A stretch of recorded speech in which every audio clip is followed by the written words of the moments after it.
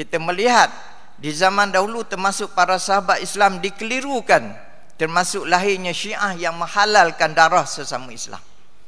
Kita melihat peranan yang dimainkan oleh Abdullah bin Sabah itu sendiri. Bismillahirrahmanirrahim. Wassallallahu ala sayyidina Muhammadin wa ala ali sayyidina Muhammad. Kata-kata Mufti Terengganu ini tidak disertakan dengan dalil dan saya menafikan tuduhan tersebut. Bahkan ia satu pembohongan besar dan menunjukkan kejahilannya. Saya minta Mufti Terengganu bawakan bukti, barangkali saya boleh menjawab. Jika tidak, saya tetap optimis menyatakan bahawa ia adalah pembohongan. Bagi menjernihkan kekeruhan yang ditimbul oleh Mufti Terengganu yang jahil ini, saya ingin menjawab dengan ringkas dan mudah difahami. Ketahuilah, dalam kitab-kitab fiqh Syiah Imamiyah Ja'fariyah menyatakan firqah selain dari Syiah seperti Ahlus Sunnah adalah suci, iaitu tidak najis, seperti mana orang musyrikin dalam firman Allah, innamal musyrikuna najasun, sesungguhnya orang musyrik itu najis. Maka sembelihan Ahlus Sunnah adalah halal menurut para pengikut Syiah.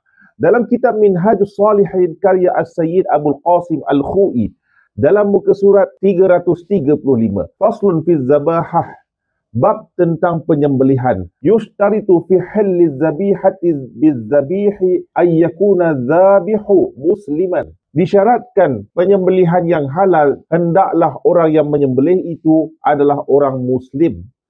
Beliau menambah, wala yushtaratu fihi iman, dan keimanan tidaklah menjadi syarat, iaitu dalam pengertian mazhab tidaklah menjadi syarat seseorang itu hendaklah beriman sebagaimana yang diimani oleh Syiah Imam 12.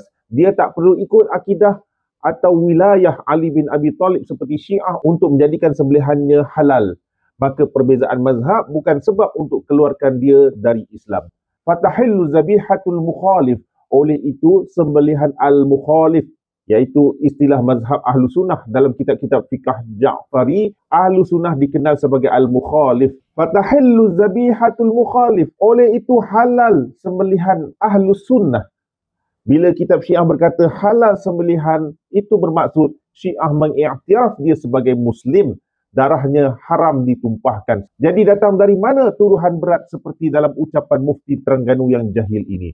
Di Iran ada 17,000 masjid Ahlus Sunnah. Dalam wilayah Baluchistan dan Sistan ada 7,600 masjid Ahlus Sunnah.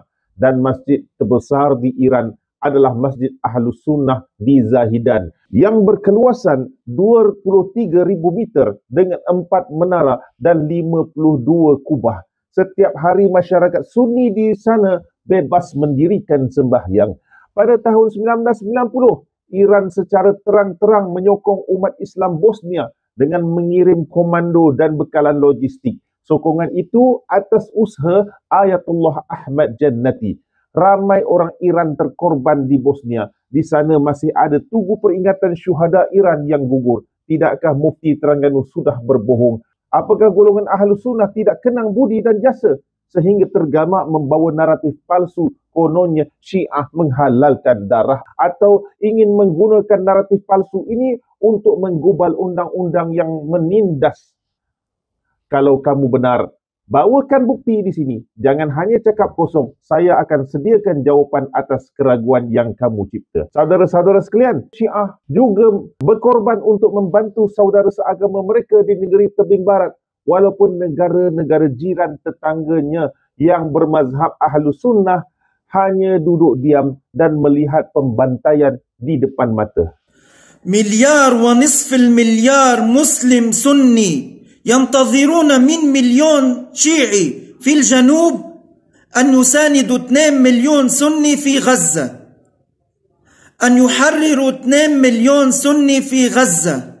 مليار ونصف المليار سني في العالم ينتظرون من مليون شيعي في الجنوب أن يحرروا القدس وأن يحرروا الأقصى. أنتم ماذا فعلتم؟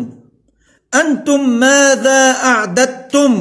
Dunia Ahlu Sunnah kini mengucapkan terima kasih kepada Syiah kerana menghadapi musuh demi membela saudara-saudara Ahlu Sunnah. Tapi Mufti Terengganu malah menjauhkan Sunni dari persaudaraan sesama mukmin. Datangkan dalil, dipersilakan. Saya tunggu untuk menjawab. InsyaAllah saya akan bongkar lagi kejahilan kamu satu persatu. Maju terus bersatu hati. Di belakang pemimpin kita berjuang. Satu barisan, satu agama. Satu barisan, satu agama.